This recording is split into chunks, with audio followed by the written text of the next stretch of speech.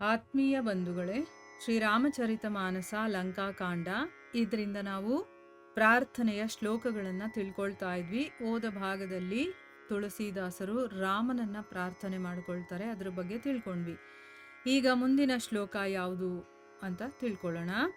ಶಂಖೇನ್ ದ್ವಾಭಮತೀವ ಸುಂದರ ತನುಂ ಶಾರ್ದೂಲ ಚರ್ಮಾಂಬರಂ ಕಾಲವ್ಯಾಲ ಕರಾಲಭೂಷಣಧರಂ ಗಂಗಾ ಶಶಾಂಕ ಪ್ರಿಯಂ ಕಾಶೀಶಂ ಕಲಿಕಲ್ಮಷೌಘಶಮನಂ ಕಲ್ಯಾಣ ಕಲ್ಪದ್ರುಮಂ ನೌಮೀಡ್ಯಂ ಗಿರಿಜಾಪತಿಂ ಗುಣನಿಧಿಂ ಕಂದರ್ಪಹಂ ಶಂಕರಂ. ಇದರ ಅರ್ಥ ಏನು ಅಂತಂದ್ರೆ, ಶಂಖ ಮತ್ತೆ ಚಂದ್ರನ ಹಾಗೆ ಧವಳ ಕಾಂತಿಯಿಂದ ಕೂಡಿರುವಂತಹ ಅತ್ಯಂತ ಸುಂದರವಾದಂತಹ ಶರೀರ ಇರುವಂಥವನು, ಮತ್ತೆ ವ್ಯಾಘ್ರ ಚರ್ಮಾಂಬರಧರನು ಅಂದರೆ ಹುಲಿ ಚರ್ಮವನ್ನು ಧರಿಸ್ಕೊಂಡಿರುವಂಥವನು, ಭಯಂಕರವಾದಂತಹ ಕಾಳ ಸರ್ಪಗಳನ್ನು ಭೂಷಣವನ್ನಾಗಿ ಧರಿಸ್ಕೊಂಡಿರುವಂಥವನು. ಈಗ ನಮಗೆ ಗೊತ್ತಾಯ್ತು ಯಾರು ಅಂತ ಅಂದ್ಬಿಟ್ಟಲ್ವಾ. ಆಮೇಲೆ ಗಂಗಾಧರನು, ಗಂಗೆಯನ್ನ ತನ್ನ ತಲೆಯ ಮೇಲೆ ಧರಿಸಿರುವಂಥವನು, ಸರ್ಪಗಳನ್ನು ಕತ್ತಲ್ಲಿ ಧರಿಸ್ಕೊಂಡಿದ್ದಾನೆ. ಅದಕ್ಕಿಂತ ಒಂದು ಉನ್ನತವಾದಂತಹ ಸ್ಥಾನ ತಲೆ ಅಲ್ವಾ. ನಾವು ಯಾವುದು ಪವಿತ್ರವಾಗಿರುತ್ತೋ ಅದನ್ನು ತಲೆ ಮೇಲೆ ಹೊತ್ಕೊಳ್ತೀವಿ. ಧರ್ಮಗ್ರಂಥಗಳನ್ನಾಗಿರ್ಬಹುದು, ಭಗವಂತನದ್ದೇನಾದರೂ ಹೊತ್ಕೋಬೇಕು ಅಂದರೆ ತಲೆ ಮೇಲೆ ಇಟ್ಕೊಂಡು ಹೋಗ್ತೀವಿ. ಸೊ ಆ ರೀತಿಯ ಒಂದು ಸ್ಥಾನವನ್ನು ಗಂಗೆ ಕೊಟ್ಟಿದ್ದಾನೆ ಭಗವಂತ. ಆ ಗಂಗಾಧರನು ಮತ್ತು ಚಂದ್ರನನ್ನು ಕೂಡ ತನ್ನ ಹಣೆಯ ಮೇಲೆ ಧರಿಸ್ಕೊಂಡಿದ್ದಾನೆ. ಶಶಾಂಕ ಶೇಖರನು ಅಂದರೆ ಏನು, ಚಂದ್ರಧರ ಅಂತ ಅರ್ಥ, ಚಂದ್ರನನ್ನು ಧರಿಸ್ಕೊಂಡಿದ್ದಾನೆ ಅಂತಂದ್ಬಿಟ್ಟು. ಆಮೇಲೆ ಕಾಶೀಪತಿಯು, ಕಲಿಯುಗದ ಪಾಪ ಸಮೂಹವನ್ನು ನಾಶ ಮಾಡುವಂಥವನು. ಈ ಕಲಿಯುಗದಲ್ಲಿ ಎಷ್ಟೇ ಪಾಪಗಳು ಏನೇ ಇದ್ರೂ ಕೂಡ ಆ ಭಗವಂತ ಶಿವ ಇದಾನಲ್ಲ, ಆ ಕಲಿಯುಗದ ಪಾಪಗಳ ಎಲ್ಲವನ್ನು ಕೂಡ ನಾಶ ಮಾಡುವಂಥವನು. ಆಮೇಲೆ ಕಲ್ಯಾಣ ಕಲ್ಪತರು, ಕಲ್ಯಾಣವನ್ನು ಕೊಡುವಂಥವನು. ನಾವು ಏನೇ ಕೇಳಿದ್ರೂ ಕೊಡುವಂಥದ್ದು ಯಾವುದು, ಕಲ್ಪತರು ಅಲ್ವಾ. ಕಲ್ಯಾಣಗಳನ್ನು ಕೊಡುವಂತಹ ಕಲ್ಪತರು ಯಾರು ಅಂತಂದರೆ ಶಿವ. ಮತ್ತು ಗುಣಗಳ ನಿಧಿ ಅವನು, ಕಾಮದೇವನನ್ನ ಸುಟ್ಟಿರುವಂಥವನು. ಅಂಥ ಪಾರ್ವತೀಪತಿಯಾದಂತಹ ಶಂಕರನಿಗೆ ನಾನು ನಮಸ್ಕರಿಸ್ತೀನಿ ಅಂತಂದ್ಬಿಟ್ಟು ಇಲ್ಲಿ ತುಳಸಿದಾಸರು ಹೇಳ್ತಾ ಇದ್ದಾರೆ. ನಾವೆಲ್ಲರೂ ಕೂಡ ಈಗ ಆ ಭಗವಂತನನ್ನ ಸದಾ ಸ್ಮರಣೆ ಮಾಡ್ತಿರ್ತಾನಲ್ಲ, ಅಂಥ ಪರಮೇಶ್ವರನಾದಂತಹ ಶಿವನಿಗೆ ನಾವು ಕೂಡ ಪ್ರಾರ್ಥನೆಯನ್ನು ಮಾಡಿಕೊಳ್ಳೋಣ. ಇಲ್ಲಿ ಕಾಮದೇವ ಮನ್ಮಥನನ್ನು ಸುಟ್ಟವನು ಅಂತಂದರೆ ಅರ್ಥ ಏನು, ಅದು ಶರೀರದಿಂದ ಅವನನ್ನು ಸುಟ್ಟಿರೋದು ಆ ಕಥೆಯಲ್ಲಿ ಬರುತ್ತೆ.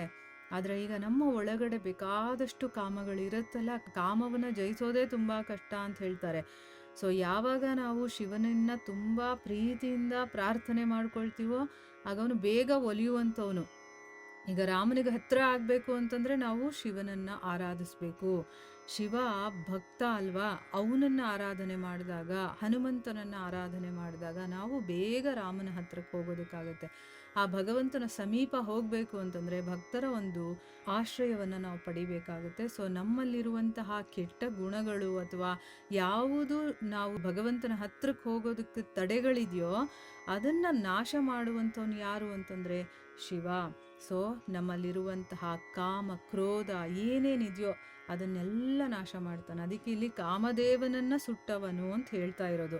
ಅಂತಹ ಪಾರ್ವತೀಪತಿಯಾದಂತಹ ಶಂಕರನಿಗೆ ನಾನು ನಮಸ್ಕರಿಸ್ಕೊಳ್ತೀನಿ ಅಂತಂದ್ಬಿಟ್ಟು ಇಲ್ಲಿ ತುಳಸಿದಾಸರ ಜೊತೆ ನಾವು ಕೂಡ ನಮಸ್ಕಾರ ಮಾಡ್ಕೊಳ್ಳೋಣ. ಇನ್ನೊಂದು ಶ್ಲೋಕ ಇದೆ. ಯೋ ದದಾತಿ ಸತಾಂ ಶಂಭು ಕೈವಲ್ಯಮಣಿ ದುರ್ಲಭಂ ಖಲಾನಾಂ ದಂಡಕೃದ್ಯೋಸೌ ಶಂಕರಶಂ ತನೋತು ಮೇ. ಇದು ಒಂದು ಶ್ಲೋಕ. ಇದರ ಅರ್ಥ ಏನು ಅಂತಂದರೆ, ಅತ್ಯಂತ ದುರ್ಲಭವಾದಂತಹ ಕೈವಲ್ಯವನ್ನು ಕೂಡ, ಅಂದರೆ ಅಂಥ ಕೈವಲ್ಯಧಾಮ, ಆ ಭಗವಂತನ ಧಾಮವನ್ನು ಕೊಡುವಂಥವನು. ಅದು ಯಾರು, ಸಜ್ಜನರಿಗೆ ಕೊಡ್ತಾನೆ. ಅಂಥ ಕೈವಲ್ಯವನ್ನು ಸಜ್ಜನರಿಗೆ ಕೊಡುವಂಥವನು ಮತ್ತು ದುಷ್ಟರನ್ನು ಶಿಕ್ಷಿಸುವಂಥವನೂ ಆದಂತಹ ಕಲ್ಯಾಣಕಾರಿಯಾದಂತಹ ಶಂಭುವು ಅಂದರೆ ಇಲ್ಲಿ ಶಿವನಿಗೆ ಮತ್ತೆ ಅವರು ಪ್ರಾರ್ಥನೆ ಮಾಡ್ಕೊಳ್ತಾ ಇರೋದು. ತುಂಬ ಕಷ್ಟ ಸಿಗೋದು ಕೈವಲ್ಯ ಅಂತ ಹೇಳ್ತಾರಲ್ಲ, ಅಂಥದನ್ನು ಕೂಡ ಯಾರಿಗೆ ಕೊಡ್ತಾನೆ ಭಗವಂತ, ಸಜ್ಜನರಿಗೆ ಕೊಡ್ತಾನೆ. ಮತ್ತೆ ದುಷ್ಟರನ್ನ ಶಿಕ್ಷಿಸ್ತಾನೆ ಕೂಡ. ಅಂಥ ಕಲ್ಯಾಣಕಾರಿಯಾದಂತಹ ಶಂಭು ಇದಾನಲ್ಲ, ಅವನು ನನಗೆ ಎಲ್ಲ ರೀತಿಯ ಶುಭಗಳನ್ನು ಅನುಗ್ರಹಿಸ್ಲಿ ಅಂತಂದ್ಬಿಟ್ಟು ಇಲ್ಲಿ ತುಳಸಿದಾಸರು ಪ್ರಾರ್ಥನೆ ಮಾಡ್ಕೊಳ್ತಾ ಇದ್ದಾರೆ. ಸೊ ನಾವು ಕೂಡ ನಮಗೆ ಎಲ್ಲವೂ ಶುಭಗಳೇ ಆಗಲಿ. ಶುಭ ಅಂತಂದರೆ ಈ ಐಹಿಕ ಪ್ರಪಂಚದಲ್ಲಿ ನಾವು ಯಾವುದು ಶುಭ ಅಂದ್ಕೊಂಡಿದ್ದೀವೋ ಅದಲ್ಲ.